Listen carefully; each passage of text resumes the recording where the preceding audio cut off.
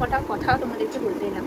এই পৃথিবীতে না কিছু কিছু মানুষ আছে যাদের মানে এত বোকা বোকা কথাবার্তা, মানে কি বলবো, তাদের কথায় কীরকমভাবে রিয়াক্ট করবো বুঝতে পারি না। মানে তাদের কথায় হাসবো, তাদের কথায় কাঁদবো, না রাগ করবো, মানে বুঝে উঠতে পারি না। মানে এমন প্রশ্ন করে মানুষকে।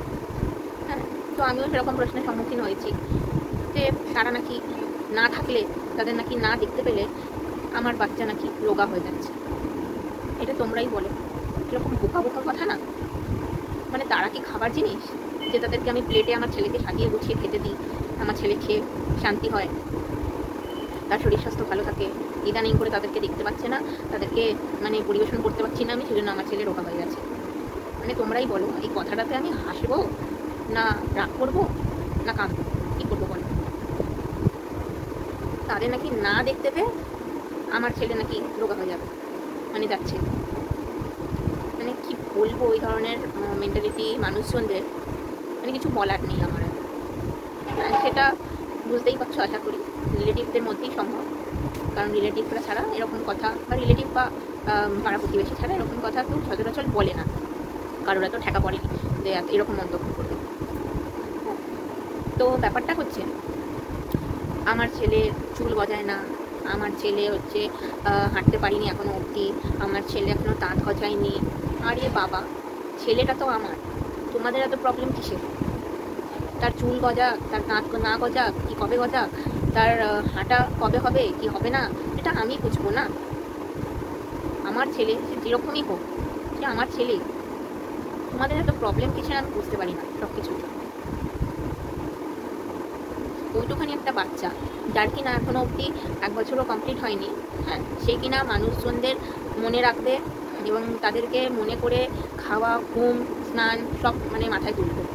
হ্যাঁ, সে খাওয়া পড়া ছেড়ে দেবে, ছেড়ে দিয়ে রোগা হয়ে যাবে। হ্যাঁ মানছি, ওর বোধ বুদ্ধি হয়েছে, চেনা মানুষজনকে চিনতে পারে, তাদের সাথে খেলতে পারে, কিন্তু তার মানে তো এটা নয় কি তাদেরকে না দেখতে পেলে সে রোগা হয়ে যাচ্ছে।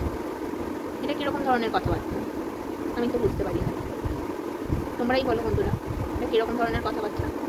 তারা কি সত্যি সত্যি খাবার জিনিস যে তাদের খেতে পাচ্ছে না বলে আমার ছেলে রোগা হয়ে যাচ্ছে? মানে কি বলবো, এই ধরনের মানুষজনদের কিছু বলার নেই আমার সত্যি।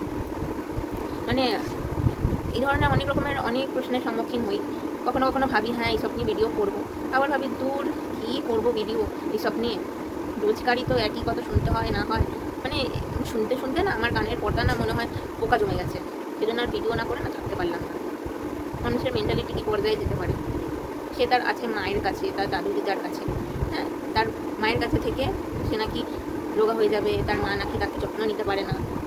তা আমি কি লোকের বাচ্চা, তোমাদের বাচ্চা চেয়ে এনেছি আমার কাছে? হ্যাঁ, তোমাদের বাচ্চা চেয়ে এনে আমি মানুষ করছি যে এত কৈফিয়ত তোমাদের দিতে হবে? আগে আমাকে এটা বলো যে আমি কি লোকের বাচ্চা চেয়ে এনে মানুষ করছি যে আমাকে প্রতি পদে পদে উত্তর দিতে হবে, এটা কেন হলো, ওটা কেন হচ্ছে না, কেন এরকম হয়ে যাচ্ছে? আফটার অল আমার ছেলে, আমার বাচ্চা, আমি তাকে 9 মাস পেটে ধরে জন্ম দিয়েছি, তার মা জানবে না তাকে মানুষ করতে? তোমরা জানবে? হ্যাঁ মানছি, জানো তোমরা, কারণ তোমরা সেই ফেজটা পার করে এসছো। তখন তোমাদেরও কেউ না কেউ শিখিয়েছে, পড়িয়েছে, বুঝিয়েছে, তাই জন্য তোমরা আজ আমাকে বলতে পারছো, জিনিসগুলো বোঝাতে পারছো কি এরকম এরকম করো, কি এরকম এরকম করো। তার মানে তো এটা না, এটা বলতে পারো না কি মা হিসাবে তুমি কিছু করতে পারো না তোমার বাচ্চার প্রতি, ঠিক করে খেয়াল রাখতে পারো না, এটা তো একদম বলতে পারো না।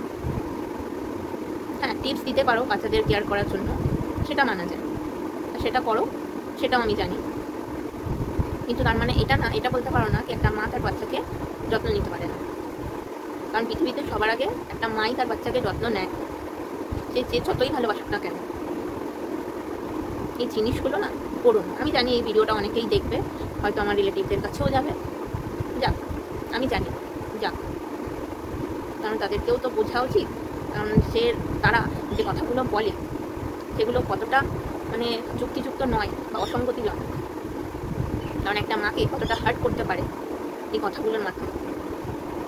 আমি জানি অনেকের বাড়ির লোক এরকম আছে, অনেকেই আমার সাথে নিজেকে রিলেট করতে পারবে, আবার অনেকে পারবে না, অনেকের বাড়ির লোক ভালো, ঠিক আছে। তার মানে এই নয় যে একটা মা কিছু করতে পারে না তার বাচ্চার জন্য, এটা কখনোই বলবে না। তোমরা তোমাদের মতো করে ভালোবাসতে পারো, তোমাদের বাচ্চাদের মানুষ করতে পারো, কিন্তু মা মাই হয়, মায়ের জায়গাটা কিন্তু কেউ নিতে পারে না। যে যতই দাদু দিদা ঠাকুমা, ঠাকুরদা, পিসি, মাসি, যতই যেই থাকুক না কেন, মা মাই হয়।